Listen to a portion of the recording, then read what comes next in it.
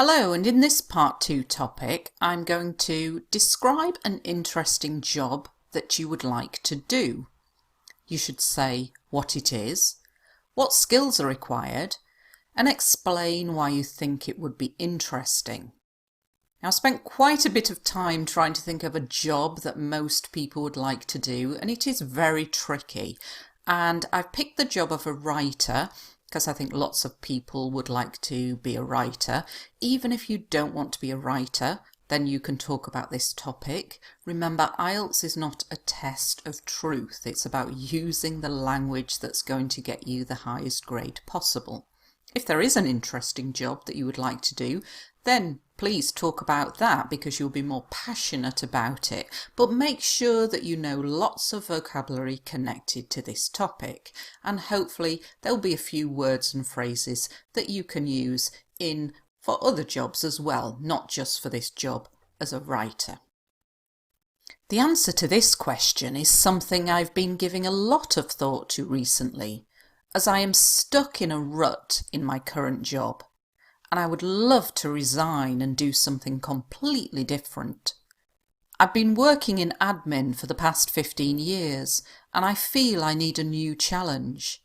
It's a dead-end job with no promotion prospects, so I need to jump ship, but that is quite a scary prospect.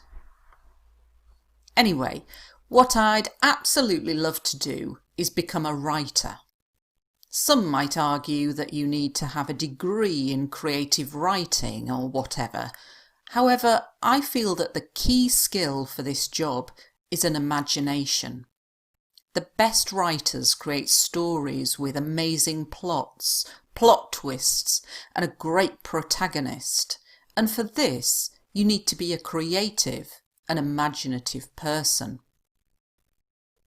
Working in an office like I do, I have to commute to work every day in rush hour traffic, and I'm sick to death of being part of the rat race. Being a freelance or self-employed writer, I could have a home office, and my commute would be from my bed to my desk. Mind you, I'm probably kidding myself that it would be interesting, and in reality, I would probably be sitting staring at my computer, suffering from writer's block. Nevertheless, what interests me most about this job is whether I would actually be committed and dedicated enough to finish a book. It would be a test of character and a challenge, and like I said at the start, I need a new challenge. Okay, lots of great things in this model answer, such as this start. The answer to this question is something I have been giving a lot of thought to recently. So something you can learn as your opening line for your part 2, because you've got some great grammar here. I have been giving a lot of thought to recently, and it means I've been thinking about it a lot recently, but we've got the present perfect continuous. Some fantastic vocabulary here for this topic. I am stuck in a rut. A rut is like a hole in the road, and so if you're stuck in a rut, it's like being stuck in a hole and you can't get out of it. So I'm stuck in a rut in my current job, and I would love to resign. This means to quit, to leave. I've been working in some fantastic present perfect continuous grammar. Again, IELTS examiners really love hearing continuous tenses, and if you know how to use the present perfect continuous, use it. If you don't know how to use it, make sure you learn at least this phrase. I've been working blah blah blah for the past 15 years. It's a dead-end job. A dead end is a road where it's impossible to get any further. You must turn around and go back the way you came. So a dead-end job is a job with no promotion prospects. There's no opportunity for you to get a better job within that company.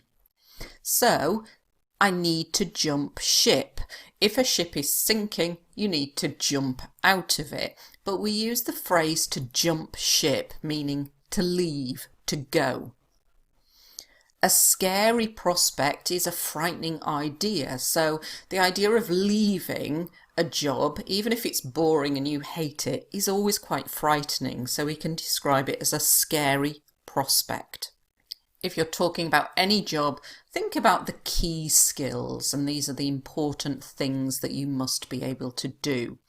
And I've got some very good vocabulary connected to books in here. So the plot, which is a storyline.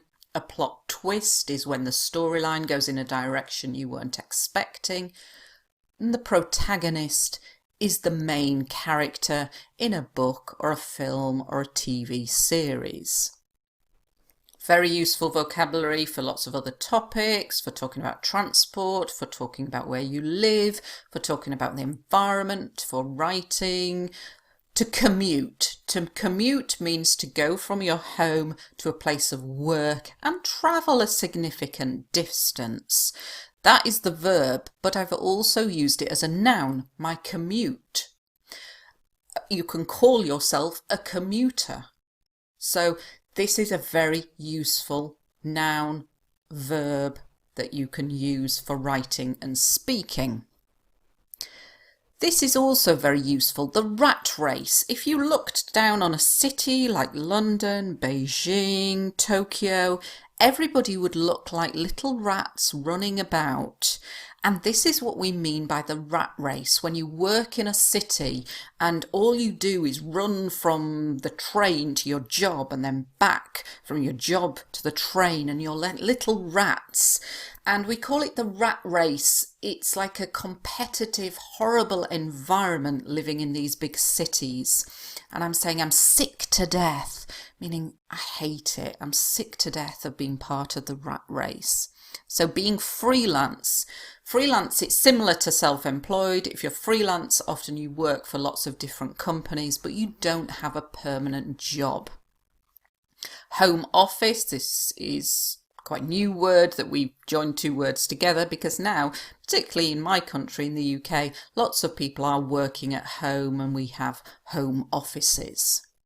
Mind you, if you've watched the video I've done on Mind You, you'll know this means like but.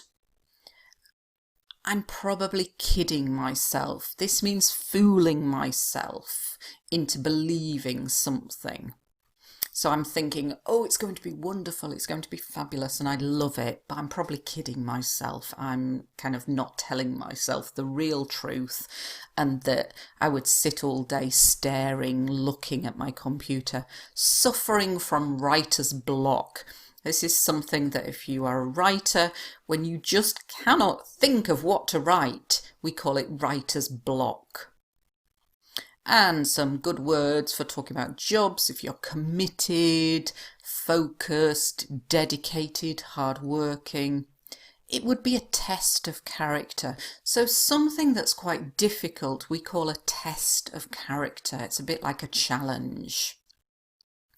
And like I said at the start, I don't think I even did, but it's a very good phrase to use. It's like saying, as previously mentioned. Lots of great vocabulary in this topic, not just for this part 2, but for part 1 questions as well. So particularly words like commute, if these are new words for you, very, very useful for writing, especially for topics like the environment. Thanks for watching.